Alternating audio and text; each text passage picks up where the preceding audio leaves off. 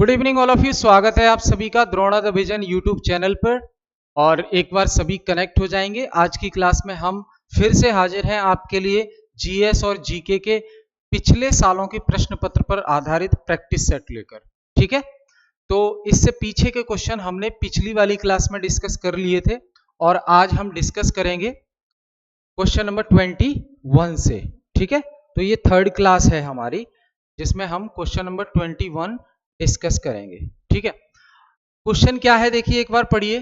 Consider the following statement. निम्नलिखित कथनों पर विचार करना है आपको। कथन कौन से हैं कि Assam share border with Bhutan and Bangladesh. Assam जो है भूटान और बांग्लादेश के साथ अपनी सीमा साझा करता है। दूसरा है West Bengal share border with Bhutan and Nepal. पश्चिम बंगाल जो है भूटान और नेपाल के साथ अपनी सीमा शेयर करता है। और तीसरा है Mizoram share border with Bangladesh and Myanmar. Mizoram जो है अपनी सीमा बांग्लादेश और म्यांमार के साथ शेयर करता है। अब आपको इन तीन कथनों पर आधारित सही आंसर बताना है चार ऑप्शन में से। एक बार बताएं जल्दी से, सभी लोग बताएंगे। क्वेश्चन पहले से अच्छे से पढ़ना है और फिर आपको बताना है। क्वेश्चन नंबर 21 बताइए, क्वेश्चन नंबर 21 का आंसर क्या होगा। तो ए में कह रहा है कि पहला दूसरा तीसरा सही है, बी में कह रहा है पहला दूसरा केवल सही है, और सी में कह रहा है दूसरा और तीसरा सही है, और डी में कह रहा है पहला और तीसरा सही है। बताइए फिर कौन सा सही होगा। तो देखो, असम जो है भूटान और बांग्लादेश के साथ बॉर्डर शेयर करता है, बिल्कुल सही बात है। वेस्ट बंगाल जो है भूटान और नेपाल के साथ बॉर्डर शेयर करता है, ये भी सही बात है। मिजोरम जो है बांग्लादेश और म्यांमार के साथ बॉर्डर शेयर करता है, ये भी सही है। तो ए आंसर हो जाएगा इसका। क्या? यानी कि ऑल थ्री आर करेक्ट। तीनों कथन जो ऊपर दिए गए हैं वो तीनों के तीनों सही हैं। क्लियर है, याद रहेगा। आगे चलते हैं हम अगले क्वेश्चन की तरफ। अगला क्वेश्चन है,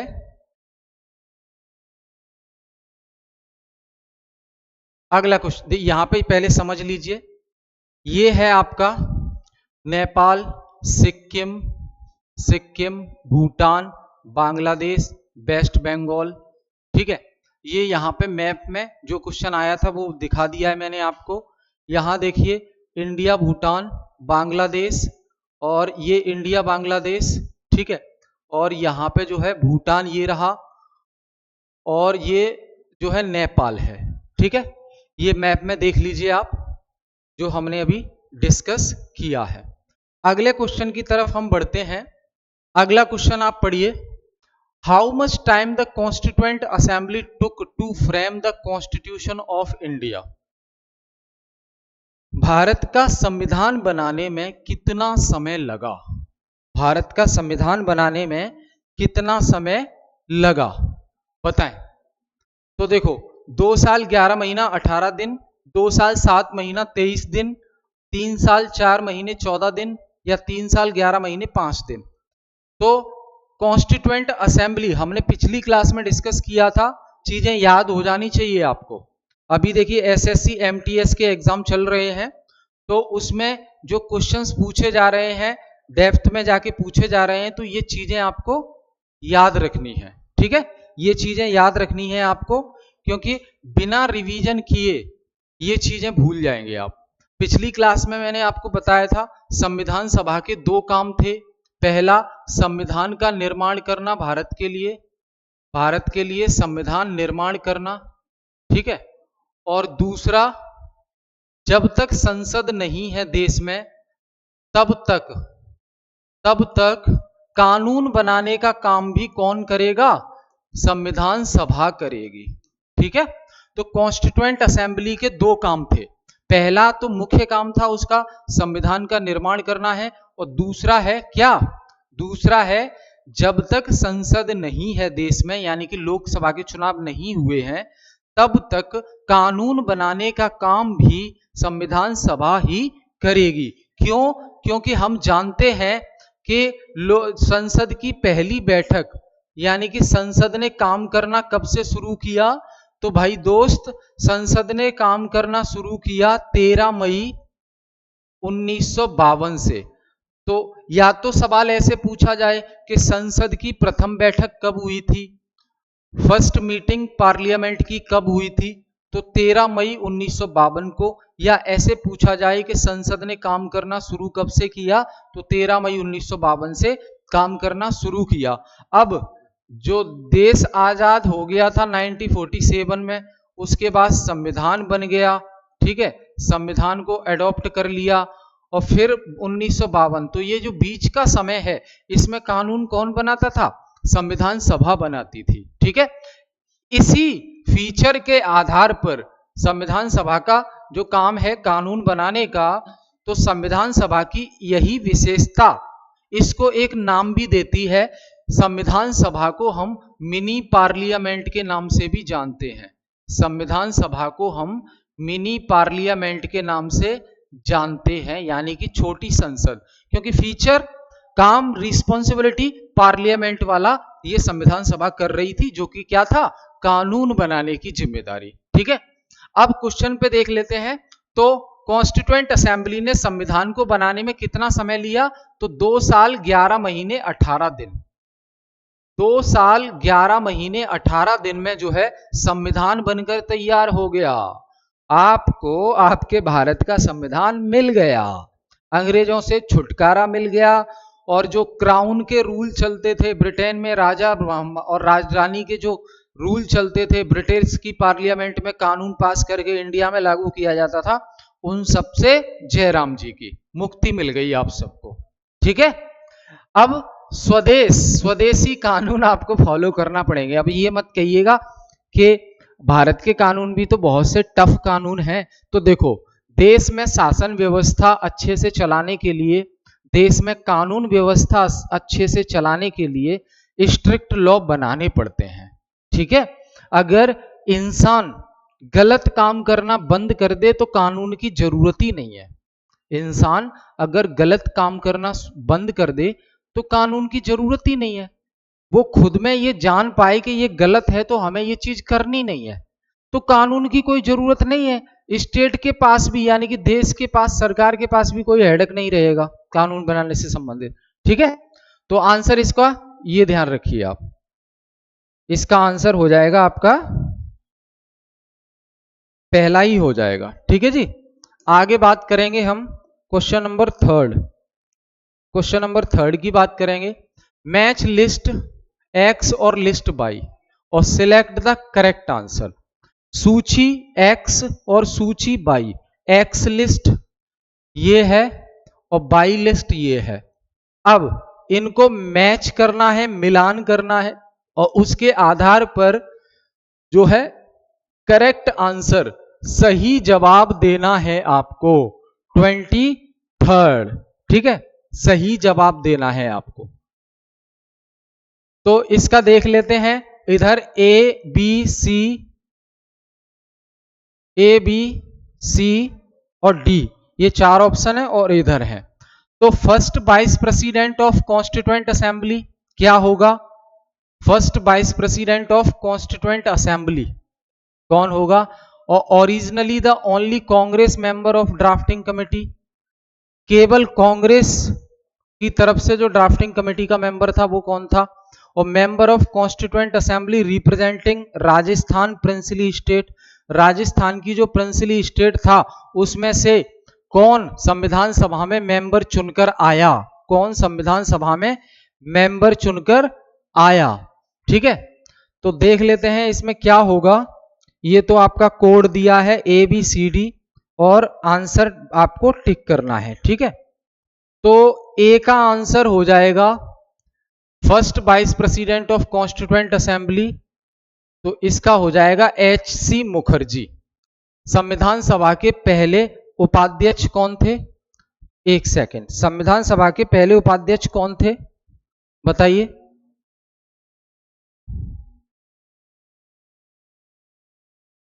संविधान सभा के पहले उपाध्यक्ष HC मुखर्जी, और originally the only Congress member of drafting committee का कांग्रेस की तरफ से मेंबर कौन था? तो वो था आपका के एम मुंशी। तो बी का हो जाएगा 3। ठीक है।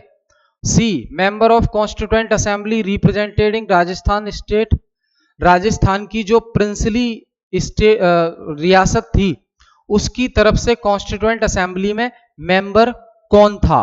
तो वो थे वीटी कृष्णमाचारी। ठीक है। और D chairman of union constitution committee, जो यूनियन कॉन्स्टिट्यूशन कमेटी थी उसके चेयरमैन कौन थे? जवाहरलाल नेहरू। तो ये याद रखना है आपको, जो संविधान सभा थी उसने जो संविधान निर्माण का काम किया तो उसके लिए अलग अलग कमेटी बनाई गई थी और हर कमेटी को अलग अलग काम सौंपा गया था, क्योंकि संविधान इतना बड़ा बनाना था, इतनी चीजें थी उसमें, तो सबको चीजें बांट दी गई। हर कमेटी को अलग अलग जिम्मेदारी सौंप दी गई और हर कमेटी ने अपना ईमानदारी से, मेहनत से, लगन से काम किया और देश की जनता को संविधान समर्पित कर दिया। ठीक है। तो यूनियन कॉन्स्टिट्यूशन जो कमेटी थी इसी प्रकार की एक कमेटी, तो उसके चेयरमैन कौन थे? जवाहरलाल नेहरू। तो क्या हो जाएगा? बी आंसर इसका सही हो जाएगा। ए का चौथा, बी का तीसरा, सी का फर्स्ट और डी का सेकंड। ये मैच करना है। ऐसे सवाल आते हैं जब पेपर टफ बनाया जाता है। ठीक है, याद रखेंगे आप। अगला क्वेश्चन पढ़िए। Who was the chairman of drafting committee of the Indian constitution? भारतीय संविधान बनाने के लिए संविधान सभा के तहत जो ड्राफ्टिंग कमेटी बनाई गई थी, प्रारूप समिति इसे कहेंगे, प्रारूप समिति जो बनाई गई थी उसके अध्यक्ष कौन थे? प्रारूप समिति के अध्यक्ष कौन थे भाई? तो सिंपल है, याद रखना है, संविधान का ड्राफ्ट तैयार करने की जिम्मेदारी या ड्राफ्टिंग कमेटी के जो अध्यक्ष थे, चेयरमैन थे, वो डॉक्टर भीमराव अंबेडकर थे। कौन थे? डॉक्टर भीमराव अंबेडकर। तो संविधान निर्माण में इनकी अहम भूमिका थी। ठीक है, तो ये आपको याद रखना है। ड्राफ्टिंग कमेटी जो प्रारूप समिति थी उसके चेयरमैन कौन थे? डॉक्टर भीमराव अंबेडकर। अभी देखो हमने यूनियन कॉन्स्टिट्यूशन कमेटी देखी लास्ट वाले क्वेश्चन में, तो उसके चेयरमैन जवाहरलाल नेहरू थे। ऐसे ही ड्राफ्टिंग कमेटी एक बनी थी, ड्राफ्टिंग कमेटी के चेयरमैन कौन? Doctor B R Ambedkar. अब कमेंट करके मुझे बताइए आप सब लोग, क्योंकि आपकी तरफ से भी म्यूचुअल इंटरेक्शन होना चाहिए। तो सवाल मैं पूछ रहा हूं और कमेंट में सब लोग बताएंगे। और क्लास को शेयर ज्यादा से ज्यादा करना है आपको, और कमेंट करना है और लाइक करना है। ठीक है, तो क्लास जो आप देख रहे हैं इसको पहले लाइक कीजिए, कोई कमेंट करना है कमेंट कीजिए, जो मैं सवाल पूछ रहा हूं उसका जवाब दीजिए। सवाल ये है कि जो संविधान सभा थी, संविधान सभा यानी कि कॉन्स्टिट्यूएंट असेंबली, इसके टेम्परेरी चेयरमैन कौन थे? पहले टेम्परेरी चेयरमैन कौन थे, यानी कि अस्थाई अध्यक्ष कौन थे? अस्थाई अध्यक्ष कौन थे? सब लोग जवाब देंगे भाई। देखो, तैयारी कर रहे हो तो जान लगा दो तैयारी में, किसी को मौका मत दो ये कहने का कि आपने सही से तैयारी नहीं की। कर रहे हो तैयारी तो पूरा जी जान लगा दीजिए, नहीं कर रहे तो कोई बात नहीं, लेकिन कर रहे हैं तो 100% दीजिए। ध्यान रखना, जो विद्यार्थी, जो दोस्त मेरे जो तैयारी कर रहे हैं, थोड़ी सी अगर चूक कर देते हैं तो रिजल्ट पे प्रभाव पड़ता है उसका। कंटिन्यूटी हर चीज में होनी चाहिए, निरंतरता। कंटिन्यूटी में अगर स्टडी चल रही है आपकी तो उसका जो असर है वो पॉजिटिव होगा। That means you will get selected in your choice. जो भी आपकी चॉइस है एग्जाम की, उसमें आप सिलेक्ट हो जाओगे अगर निरंतरता बनी है। ऐसा नहीं है कि 2 दिन पढ़ लिए, 4 दिन पढ़ लिए, फिर 6 दिन गैप कर दिया, छुट्टी कर दी, ऐसा नहीं है। 1 साल पढ़ो, 6 महीने पढ़ो, लेकिन जम के पढ़ो कि अपने, कम से कम अपने आप से ये जो है कोई जवाब अंदर से ना आइए आपके अंदर से कि आपने मेहनत नहीं की। दूसरे लोगों को तो हम कुछ भी जवाब दे देते हैं, उनसे कोई मतलब मत रखिए, ठीक है। अपने आप से मतलब रखिए, अपने आप से पूछिए क्या आज मैंने सही से पढ़ाई की। जवाब जो आए उसको स्वीकार कीजिए फिर, ठीक है। तो सवाल का आंसर देंगे इसका कि संविधान सभा के अस्थायी अध्यक्ष कौन थे, कमेंट में, ठीक है। और जरूर करेंगे सब लोग कमेंट, जितने लायक हों उतने ही कमेंट हों, ठीक है। चलिए, शुभकामनाएं हैं हमारी आपके साथ। आगे बात करेंगे हम, अगला क्वेश्चन की तरफ चलेंगे। अगला क्वेश्चन है आपका, Who was the president of Indian National Congress at the time of partition of India? जब भारत का बंटवारा हुआ, भारत दो देशों में विभाजित हो गया, भारत और पाकिस्तान, तो जब बंटवारा हुआ उस समय कांग्रेस के प्रेसिडेंट कौन थे? इंडियन नेशनल कांग्रेस के अध्यक्ष प्रेसिडेंट कौन थे? जेबी कृपलानी, जवाहरलाल नेहरू, मौलाना अबुल कलाम आजाद, सी राजगोपालचारी, या इनमें से कोई नहीं? बताएं। विभाजन के समय जब भारत का बंटवारा हुआ दो देशों में, तो उस समय भारतीय राष्ट्रीय कांग्रेस के अध्यक्ष कौन थे? भारतीय राष्ट्रीय कांग्रेस के अध्यक्ष कौन थे? चार ऑप्शन हैं आपके पास। तो जेबी कृपलानी, जवाहरलाल नेहरू, मौलाना अबुल कलाम आजाद, सी राजगोपालचारी। तो आंसर हो जाएगा बेटा जेबी कृपलानी। जेबी कृपलानी आंसर हो जाएगा। जब विभाजन हुआ था भारत और पाकिस्तान का में, भारत का दो टुकड़ों में बंटवारा हो गया था, भारत और पाकिस्तान दो देश बन गए थे, तो उस समय इंडियन नेशनल कांग्रेस जो कि सिंगल पार्टी थी उस समय भारत में, उसके अध्यक्ष कौन थे? जेबी कृपलानी, ठीक है।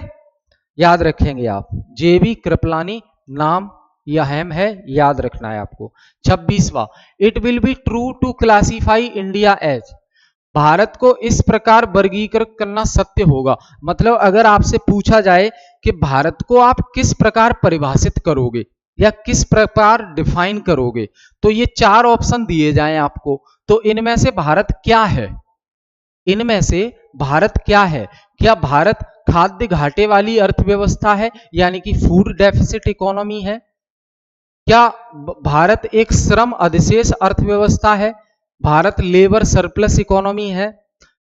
एक व्यापार अधिशेष अर्थव्यवस्था है, यानी कि ट्रेड सरप्लस इकोनॉमी है?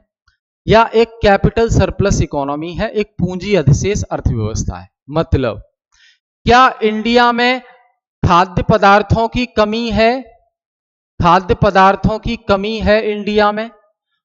ऐसा लगता है आपको तो ये आंसर लगा दो। दूसरा, क्या इंडिया में लेबर बहुत ज्यादा है, श्रम शक्ति लेबर बहुत ज्यादा है? तो ये लगा दो। क्या इंडिया में व्यापार बहुत होता है? तो ये लगा दो। क्या इंडिया में पूंजी बहुत है? तो ये लगा दो। तो आंसर इसका सही होगा लेबर सरप्लस, यानी कि इंडिया में श्रम शक्ति, यानी कि हर प्रकार की लेबर, स्किल्ड लेबर भी और जो एडुकेटेड नहीं है वो लेबर भी, दोनों प्रकार की जो लेबर है, एम्प्लॉय है, वो भरपूर मात्रा में, प्रचुर मात्रा में अवेलेबल है। इसलिए बाहर से कोई कंपनी आती है इंडिया में व्यापार करने के लिए, तो उसे लेबर की इतनी ज्यादा टेंशन नहीं होती, क्योंकि लेबर फोर्स इंडिया में भरपूर मात्रा में है। तो भारत को अगर आपको डिफाइन करना है तो सही ये होगा कि आप भारत को एक लेबर सरप्लस इकोनॉमी के रूप में डिफाइन कर सकते हैं। यहां पे काम करने वाले लोगों की संख्या बहुत ज्यादा है, कारण जनसंख्या बहुत ज्यादा है, और कोरोना के बाद तो और ज्यादा हो गई है। अभी सेंसस हुआ नहीं है, सेंसस होने वाला है, तो अपडेटेड आंकड़े भी आपके सामने आ जाएंगे। कैसा रहा? ठीक है, चलो, तो इसका आंसर हो जाएगा 26 का बी आंसर हो जाएगा। ठीक है, आगे बात करेंगे हम, अगला क्वेश्चन की तरफ चलेंगे। 27 देख लो भाई, 27 क्या कह रहा है? कंसीडर द फॉलोइंग स्टेटमेंट, निम्नलिखित कथनों पर विचार करना है आपको। कितना विचार करोगे भाई? करो विचार। तो पहला स्टेटमेंट है National payment corporation of India NPCI helps in promoting the financial inclusion in the country. यानी कि एनपीसीआई देश में वित्तीय समावेशन को बढ़ावा देने में मदद करता है। वित्तीय समावेशन का मतलब क्या है कि जैसे कि बैंकिंग की सुविधाएं हैं तो बैंक की सुविधाएं सभी लोगों के पास पहुंच जाएं। कोई ऐसा व्यक्ति ना रहे जो ये चुपचाप बैठ के ये कह रहा हो मेरा तो अकाउंट ही नहीं ओपन हुआ है बैंक में, मुझे तो पता भी नहीं है बैंक में पैसे कैसे जमा करते हैं, मुझे तो पता ही नहीं है फोन पे से कैसे ट्रांसफर करते हैं क्योंकि मेरा अकाउंट नहीं है। अब भाई इतनी सी छोटी सी इतनी सी बात है ये कि अकाउंट नहीं है आपका आज के दौर में भी, इसका मतलब है आप फाइनेंशियल इंक्लूजन का हिस्सा नहीं हो, वित्तीय समावेशन का हिस्सा नहीं हो। वित्तीय समावेशन हम जब बोलेंगे जब भारत के सभी लोगों तक वित्तीय सुविधाएं पहुंच रही हो, बैंकिंग सुविधाएं पहुंच रही हो। अब फाइनेंशियल इंक्लूजन के लिए सबसे बड़ा काम किया जब प्रधानमंत्री जनधन बीमा जो जनधन अकाउंट ओपन किए गए थे, जीरो बैलेंस अकाउंट सबके, तो इसका मतलब सबके अकाउंट ओपन हो गए, तो फाइनेंशियल इंक्लूजन के लिए ये बहुत बड़ा कदम था। ठीक है, तो बिल्कुल सही बात है, National Payment Corporation of India helps in promoting the financial inclusion और NPCI has launched RuPay a card payment scheme. RuPay जो डेबिट कार्ड चलता है ना, एटीएम आपके जो बैंक के एटीएम है, तो रूपे का डेबिट कार्ड आता है, तो रूपे डेबिट कार्ड लॉन्च किया था एनपीसीआई ने। ठीक है, एनपीसीआई ने। तो देखो पहला और दूसरा दोनों सही हैं, तो both first and second are correct. Economy का सवाल है ये, जीएस के अंदर इकोनॉमी सेगमेंट का। ठीक है, आगे बात करेंगे। अगला है आपका 28, Which of the following was not the stated objective of demonetization in India? Bharat में जो विमुद्रीकरण हुआ था, डिमोनेटाइजेशन हुआ था, मतलब 1000 और 500 के पुराने नोट बंद करके नए नोट चालू कर दिए थे इकोनॉमी में, तो उसका उद्देश्य क्या नहीं था। ध्यान रखना, ये नहीं पूछा है कि डिमोनेटाइजेशन का ऑब्जेक्टिव या उद्देश्य क्या था, आपसे पूछा है डिमोनेटाइजेशन का क्या उद्देश्य नहीं था। तो देखो, reduction in the use of cash in the economy, increasing in the use of digital mode of transaction, expanding the tax base, increasing the growth rate of GDP। तो भैया ये बताओ, दिमाग चकरा गया है क्या? सवाल पूछ रहे हो आप, ये देखो जीडीपी की वृद्धि दर में बढ़ोतरी करना ये डिमोनेटाइजेशन का उद्देश्य क्यों होगा? डिमोनेटाइजेशन का उद्देश्य है अर्थव्यवस्था में नकदी के उपयोग में कमी लाना, कैश में ट्रांजैक्शन लोग कम कर सकें, लेन देन के डिजिटल तरीकों के उपयोग में वृद्धि करना जैसे कि यूपीआई, कर आधार का विस्तार करना। अब जो ब्लैक मनी है वो खत्म हो गई डिमोनेटाइजेशन के साथ, नए नोट आए तो नया टैक्स आएगा और ज्यादा टैक्स आएगा, तो ये भी सही है। ये जीडीपी वाला उद्देश्य नहीं था डिमोनेटाइजेशन का, डी आंसर इसका हो जाएगा। ठीक है, क्लियर? अरे क्लियर होना ही चाहिए, बिना क्लियर हुए काम नहीं चलेगा। पेपर देख रहे हो अभी एसएससी के चल रहे हैं, डेप्थ में सवाल पूछे जा रहे हैं, सारी चीजें भूल जाओ जब तक आपका एग्जाम है तब तक, और रिजल्ट देखना, मेरी बात मानो, अगर सारी चीज भूल के अच्छे से स्टडी कर रहे हो और हमारे साथ जुड़े रहिए, हर टाइप का क्वेश्चन मैं आपको क्लास में डिस्कस करूंगा, ये मेरी गारंटी है। ठीक है, 29वां प्रश्न, the national development council is mainly concerned with, राष्ट्रीय विकास परिषद मुख्य रूप से किससे संबंधित है? योजनाओं को लागू करना, पंचवर्षीय योजनाओं को मंजूरी देना और भारत में प्रमुख विकास परियोजनाओं का अनुमोदन या मूल्यांकन करना और सामुदायिक विकास कार्यक्रम लागू करना। तो नेशनल डेवलपमेंट काउंसिल ये प्लानिंग कमीशन के अंडर में थी, योजना आयोग के अधीन काम करती थी राष्ट्रीय विकास परिषद, जिसका उद्देश्य क्या था?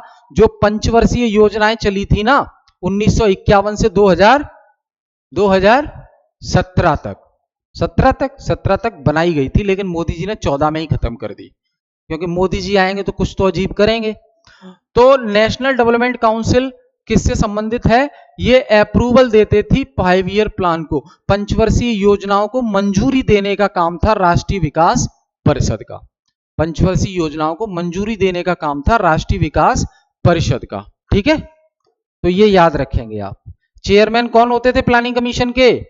कमेंट करके बता दो। दूसरा सवाल आपके लिए, योजना आयोग जो था, प्लानिंग कमीशन जो था, जिसे अगस्त 2014 में डिसॉल्व कर दिया गया, तो उसके अध्यक्ष कौन हुआ करते थे? कौन होते हैं प्लानिंग कमीशन के अध्यक्ष?